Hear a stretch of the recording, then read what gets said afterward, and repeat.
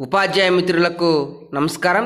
ఈరోజు మనం ఈ వీడియోలో 3వ తరగతి ఇంగ్లీష్ ద రెసిపీ బుక్ లెసన్లో గ్రామర్లో ఇచ్చినటువంటి యాక్టివిటీని ఈ టీఎల్ఎం సహాయంతో సులభంగా నేర్చుకునే ప్రయత్నం చేద్దాం.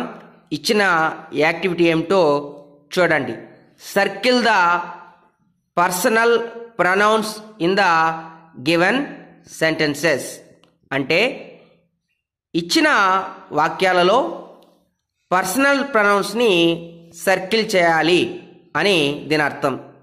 ముందుగా మనకు పర్సనల్ ప్రొనౌన్స్ అంటే ఏమిటో తెలుసుండాలి. పర్సనల్ ప్రొనౌన్స్ అంటే నౌన్స్కి బదులుగా వాడే పదాలను పర్సనల్ ప్రొనౌన్స్ అని అంటారు. మనకి ఇంకా బాగా అర్థం కావాలి అంటే నామవాచకాలకి బదులుగా వాడే వాటిని ఏమంటారు? తెలుగులో సర్వనామాలు అంటారు. ఇక్కడ మనకు ఇచ్చిన ప్రతి వాక్యంలో నౌన్స్ ఉంటారు. ఆ నౌన్స్కి సంబంధించినటువంటి ప్రొనౌన్స్ని మనం గుర్తించి సర్కిల్ చేయాలి. ఇది ఈ కృత్యం యొక్క ముఖ్య ఉద్దేశం. ముందుగా మనం మొదటి వాక్యాన్ని చూద్దాం. Rambabu is a farmer. Rambabu is very kind. ఇక్కడ ఇచ్చినటువంటి మొదటి వాక్యంలోనే రెండు చిన్న చిన్న వాక్యాలు ఉన్నాయని మనం గమనించాం. ఈ వాక్యంలో పర్సన్గా ఎవరున్నారు అంటే రాంబాబు అనే అతను ఉన్నాడు. వాక్యంలో పర్సన్గా ఎవరున్నారు? రాంబాబు ఉన్నారన్నమాట.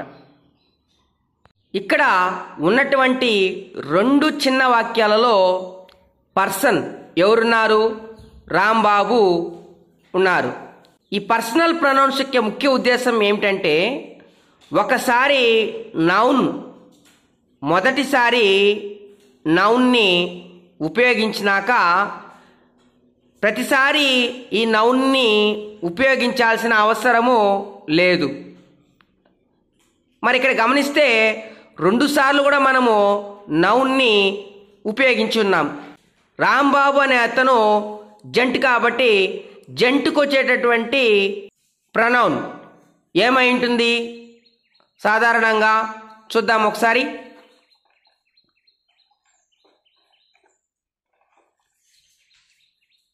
హీ. ఇప్పుడు ఒకసారి ఈ పర్సనల్ ప్రొనౌన్ పెట్టి చదువుదాం. Rambabu is a farmer. He is very kind. రెండవ దాన్ని చూడండి. Saritha is a singer. Saritha sings well.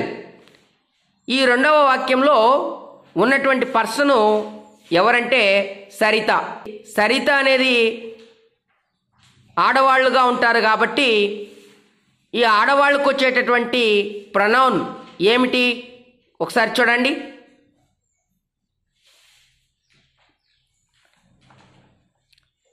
She. ఇప్పుడు ఈ పర్సనల్ ప్రొనౌన్ పెట్టి చదువుదాం రెండవ వాక్యాన్ని.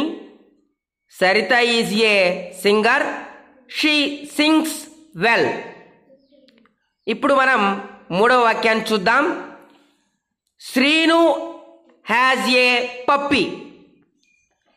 Puppy is cute. ఇది మనకిచ్చినటువంటి వాక్యం. ఇక్కడ మనం గమనించాలి ఏమిటంటే ముఖ్యంగా ఇద్దరు ఉన్నారన్నమాట. ఒక పర్సను ఒక ఆబ్జెక్ట్ అనేది ఉంది. గమనించారా మీరు?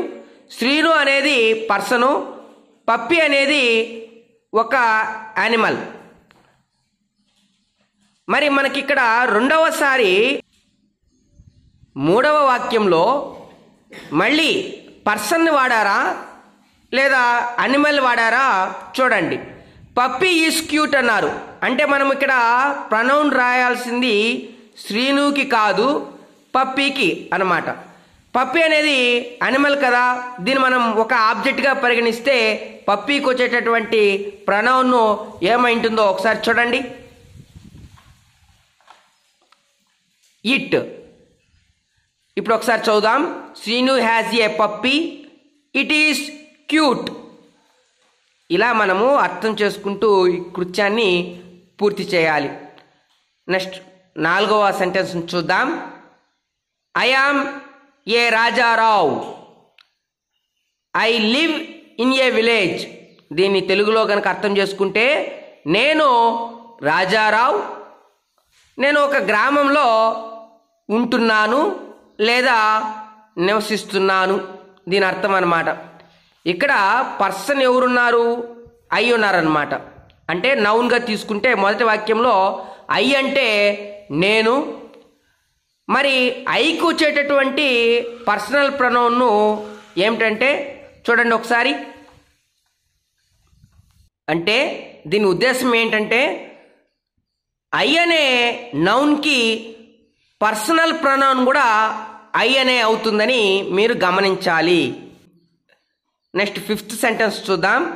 హరిత ఈజ్ ఏ టీచర్, హరిత works in a primary school. వాక్యాన్ని తెలుగులో అర్థం చేసుకుంటే, హరిత అనే ఆమె ఒక టీచరు, హరిత అనే ఆమె ప్రాథమిక పాఠశాలలో పనిచేస్తుంది. ఇక్కడ 2 సార్లు మనము హరిత అనే పదాన్ని వాడవలసిన అవసరము లేదు. దానికోసం ఇక్కడ ఉన్నటువంటి పర్సను హరిత, వాళ్ళు ఆడవారుగా ఉన్నారు. ఆడవాళ్ళకు వచ్చేటటువంటి పర్సనల్ ప్రొనౌన్ ఏంటో చూడండి. షీ. హరిత is a teacher, she works in a primary school. ఈ విధంగా మనం ఈ కృత్యాన్ని చాలా సులభంగా పూర్తి చేశాం. పర్సనల్ ప్రొనౌన్స్ యొక్క ముఖ్య ఉద్దేశం ఏంటో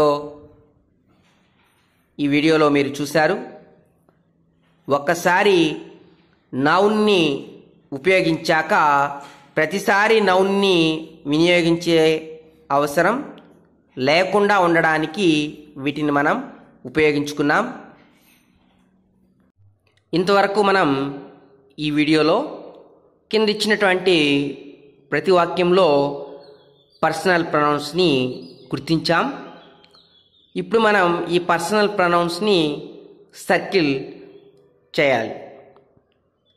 నాకు తెలిసి ఈ వీడియో మీ అందరికీ నచ్చుతుందని ఆశిస్తూ వీడియో వీక్షించినందుకు ధన్యవాదాలు.